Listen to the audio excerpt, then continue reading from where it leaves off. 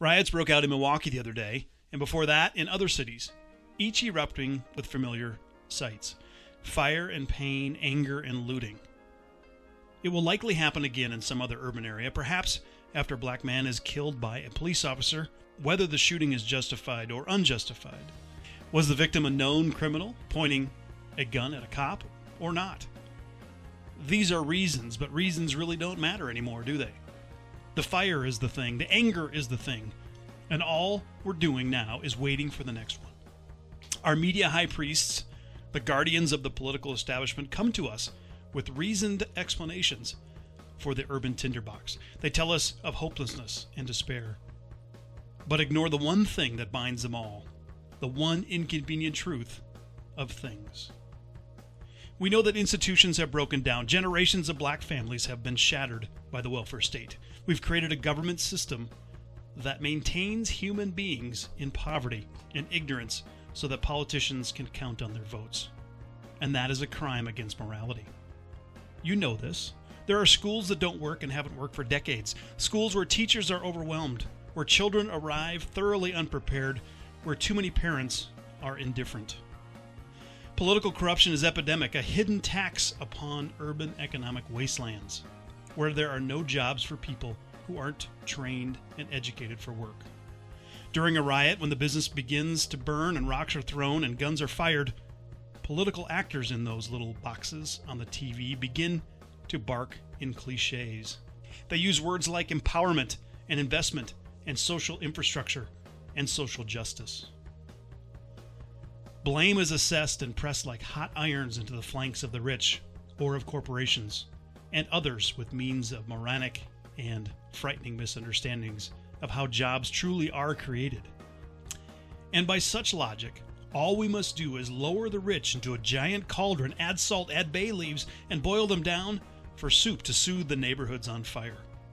And while we're at it, why not find the magical unlimited federal checkbook and a committee of the best and brightest to guide us? But we've already had government run by the best and the brightest, and we've spent trillions of dollars in America on its war on poverty. And just what has been accomplished? The crime statistics tell you, the jobless numbers tell you, the graduation rates tell you. Open your eyes and see the despair.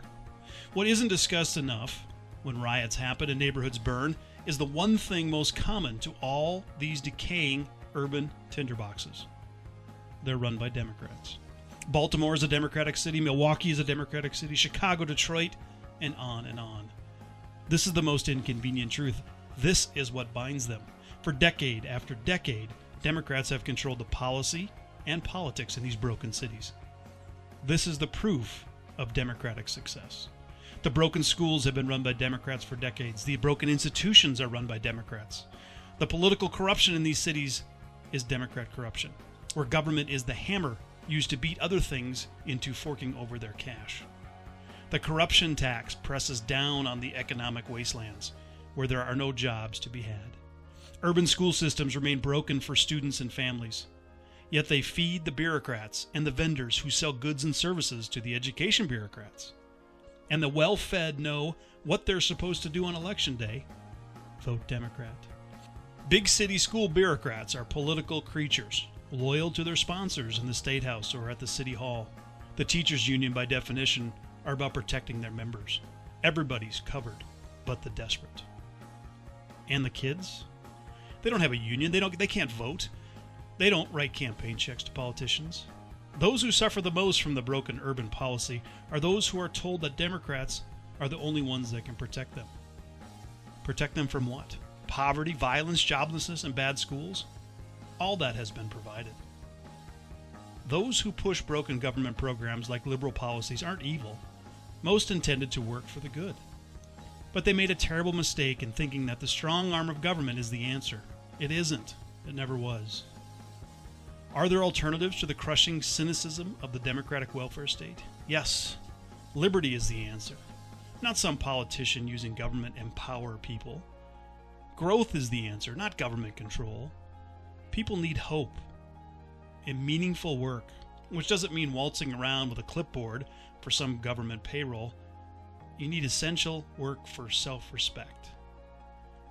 So let me give you some alternatives.